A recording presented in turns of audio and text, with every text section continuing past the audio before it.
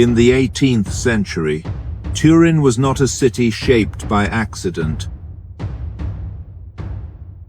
It did not grow outward from a port.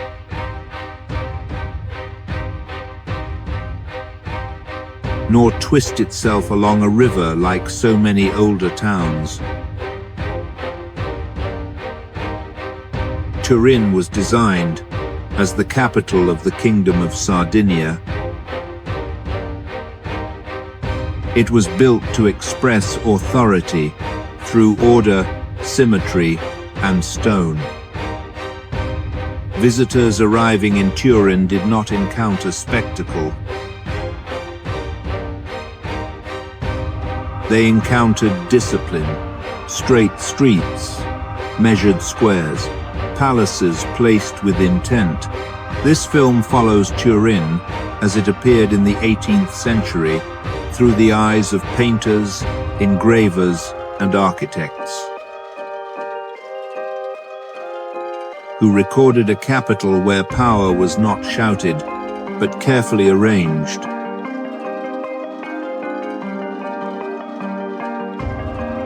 Turin's strength lay first on paper. Long before a visitor walked its streets, the city was mapped, aligned, and calculated. Baroque planners extended the old Roman grid,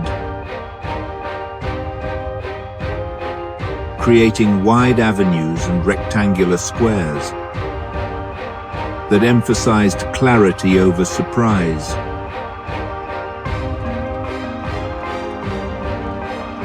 Unlike medieval cities, Turin did not confuse the eye. Every street pointed somewhere.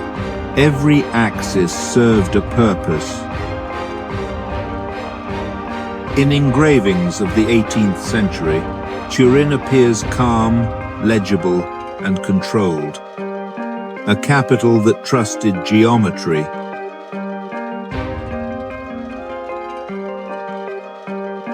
At the heart of Turin stood Piazza Castello. This was not a marketplace, nor a gathering space for the crowd. It was the city's command center. Facing the square rose the royal palace, residence of the House of Savoy. Nearby stood Palazzo Madama, a building layered with centuries of authority, from medieval fortress to Baroque seat of governance. 18th century engravings show the square. Not filled with chaos, but with balance. Guards, carriages, officials, all carefully placed.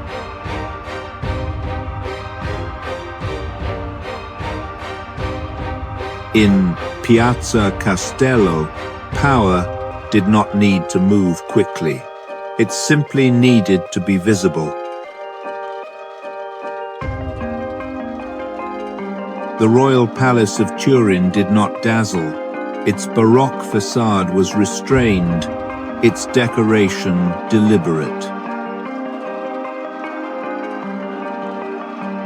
This was a palace designed for administration, as much as ceremony.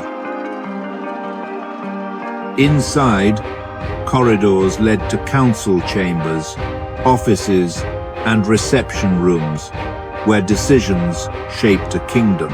Paintings and engravings rarely linger on interior splendor. Instead, they emphasize the palace's presence, solid, immovable, and permanent. From the political heart of the city, Via Po extended toward the river. This long, straight avenue was more than a street. It was a demonstration of order in motion. Arcaded walkways lined both sides, protecting pedestrians from sun and rain. Shops, residences, and institutions, shared a unified facade. In 18th century views, Via Po appears busy, but never chaotic. Carriages pass, officials walk, merchants conduct business. Even daily life followed the city's rhythm. Here, discipline reached the level of routine. Piazza San Carlo offered a different expression of power, often called the Salon of Turin. This square balanced elegance and restraint. Two nearly identical churches framed its southern edge, their symmetry reinforcing the city's obsession with order. 18th century artists depicted the square as a place of controlled visibility.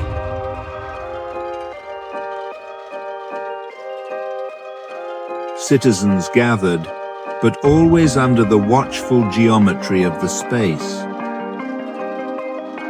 This was public life, but carefully contained. In Turin, even leisure was structured.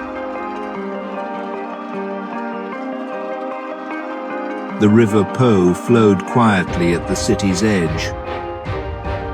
Unlike Venice or Lisbon, water was not the main stage of urban life. Instead, the river marked a boundary. Bridges connected Turin to its surroundings, but the city did not turn itself toward the water. In paintings, the Po appears calm, subordinate to architecture.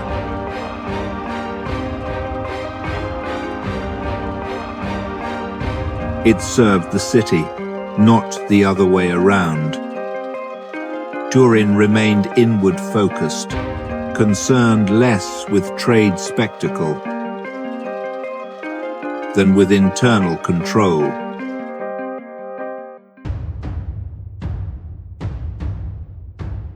Turin in the 18th century was not a city of spectacle. It did not seek to overwhelm the visitor.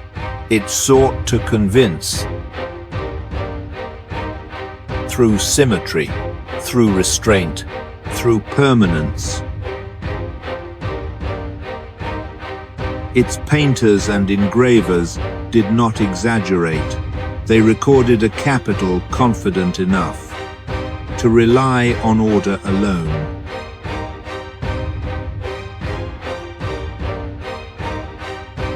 Today, traces of that city remain. In its squares, its avenues, its palaces. Turin reminds us that power does not always announce itself loudly. Sometimes it is built carefully and meant to last.